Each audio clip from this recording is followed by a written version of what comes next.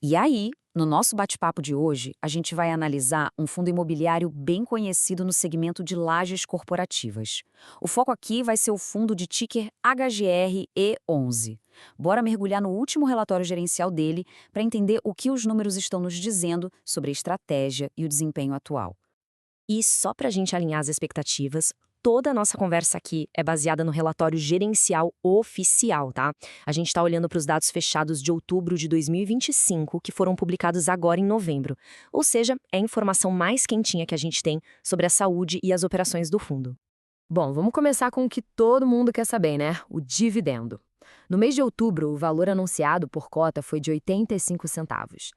Ok, 85 centavos, mas o que isso significa na prática em termos de retorno?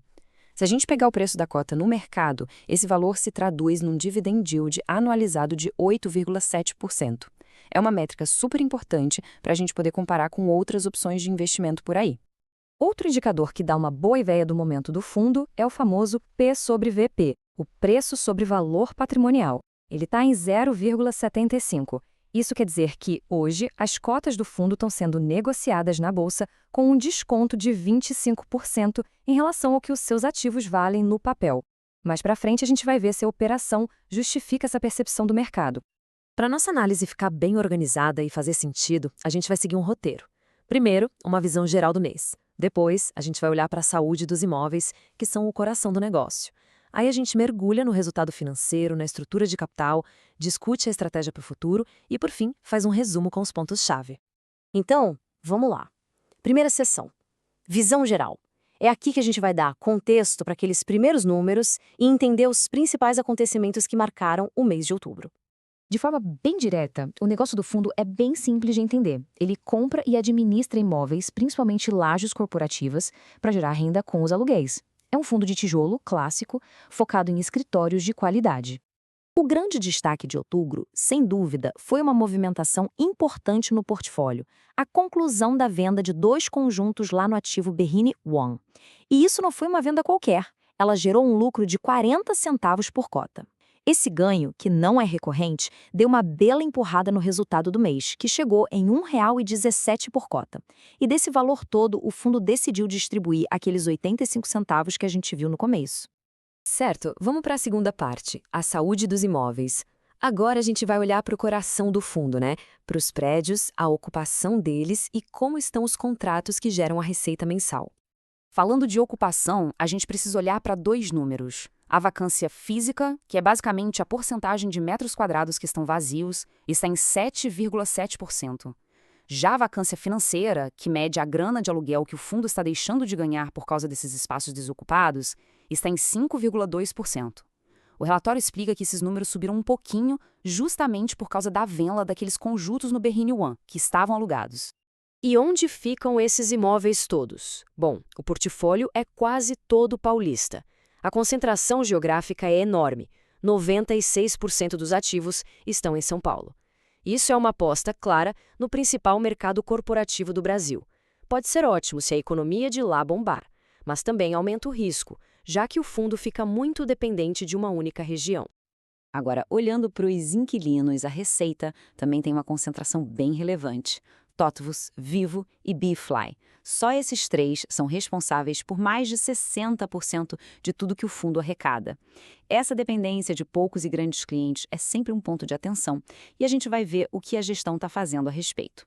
O relatório também diz que não teve nenhuma entrada ou saída importante de inquilino em outubro.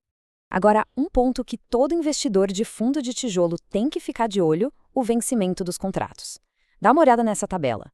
Existe uma concentração bem grande de contratos que acabam em 2027. Estamos falando de 38% da receita do fundo.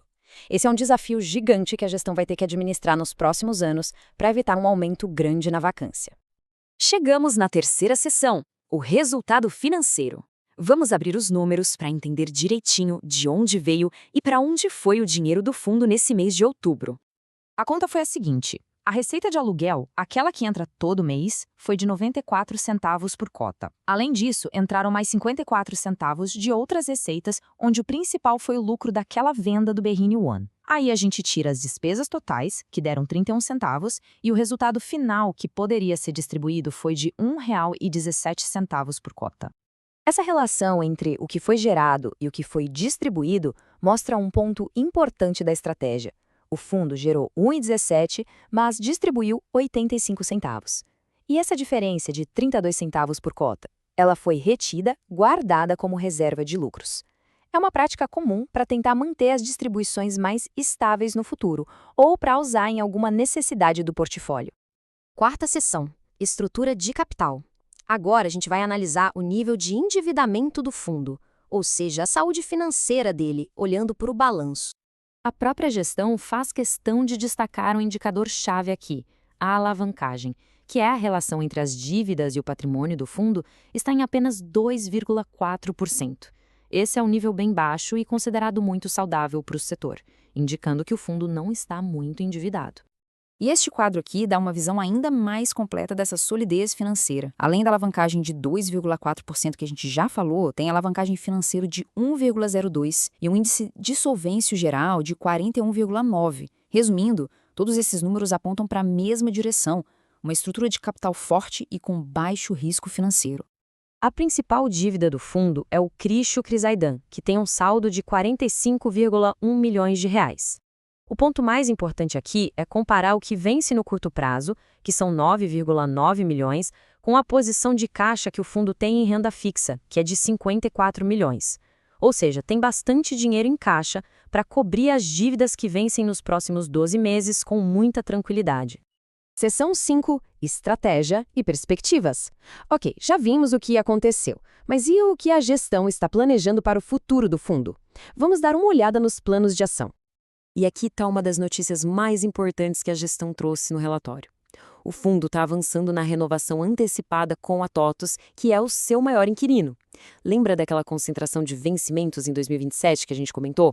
Pois é, essa negociação, que já tem até um acordo comercial fechado, é um passo gigante para diminuir exatamente aquele risco, trazendo mais segurança de receita para os próximos anos.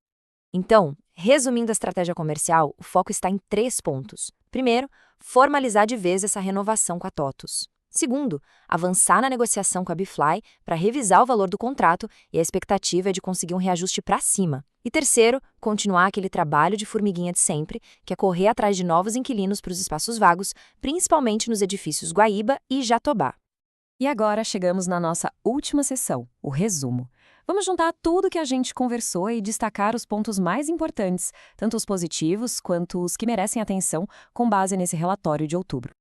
Do lado positivo, o que tivemos? A venda do ativo com um lucro bem expressivo, que ajudou muito o caixa. A alavancagem continua baixa e super controlada, o que é ótimo.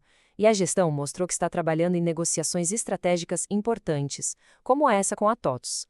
Já no lado que a gente precisa ficar de olho, tivemos um pequeno aumento da vacância que foi consequência da venda. E o principal ponto de atenção continua sendo aquela alta concentração de contratos vencendo lá em 2027.